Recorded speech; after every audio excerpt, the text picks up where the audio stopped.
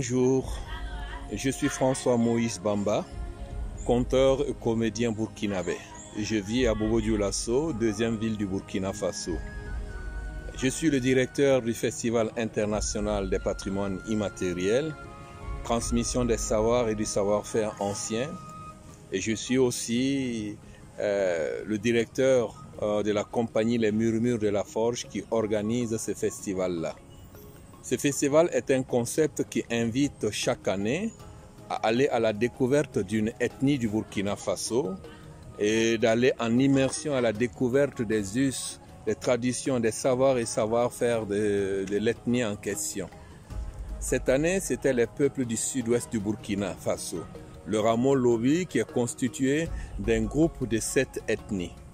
La première semaine, tous les festivaliers invités se déplacent dans la localité de l'ethnie concernée. On va à la rencontre des détenteurs d'un savoir quelconque de l'ethnie.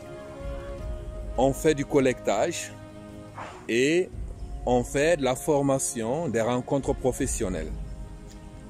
C'est pendant cette première phase qu'il y a eu l'avènement de la Covid-19. L'État burkinabé a décidé d'interdire les rassemblements de plus de 150 personnes. Alors nous avons orienté le festival en milieu scolaire en réunissant 2 classes et on a demandé à un médecin de se joindre à l'équipe du festival. Après les prestations des artistes, le médecin expliquait les symptômes de la maladie et les gestes barrières. Pendant qu'on était en plein dans ça, il y a eu une deuxième décision gouvernementale d'interdire des rassemblements de plus de 50 personnes. Alors nous avons décidé d'orienter le festival vers les grains d'été. Les grains d'été, c'est des rassemblements de 2 à 15 voire 20 personnes qui se partagent des bouts de thé. Et ça prend du temps, on cause, on échange. Et juste au moment où on s'apprêtait à aller à la rencontre de ces grains d'été-là, il y a eu l'annonce de la fermeture prochaine des frontières du Burkina. Et comme il y a plein d'artistes qui étaient venus d'ailleurs, on a dû arrêter le festival. Mais un groupe s'était constitué et on commençait à mieux se connaître. On a eu du mal à se séparer brusquement comme ça et tout. Alors l'idée est venue de continuer le festival, mais dans une version en ligne. Et la proposition est venue de la partenaire du Brésil d'ailleurs, même si c'était dans la tête de tout le monde qu'il ne fallait pas arrêter le festival comme ça. C'est ainsi qu'on a commencé la première phase en invitant, en donnant la parole à chaque artiste invité depuis son pays. Cette phase est passée et il y a eu une adhésion totale de la population de ceux qui nous écoutaient. On s'est dit qu'on ne va pas arrêter en si bon chemin.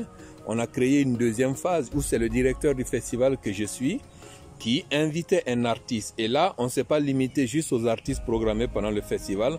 On l'a ouvert à tous les artistes de toutes les disciplines et à tous les acteurs culturels du Burkina d'ailleurs. Et ça aussi, ça a tellement bien donné. On a vu que par ce biais-là, on a touché un public au-delà du public conventionnel qu'on avait sur le festival physique. Chaque soir, pendant le festival physique, on a entre 750 et 1500 personnes dans la rue. Mais là, ça touchait les gens au-delà de l'Afrique, au-delà de l'Europe, au-delà des Amériques, au-delà de l'Océanie, des gens de presque tous les continents. Et ça a été vraiment énorme pour nous. Et un projet est né de ça. On a été contacté par une structure des États-Unis, du Burkinabé des États-Unis, qui nous propose de faire chaque lundi un moment bilingue, un conte bilingue, anglais-français.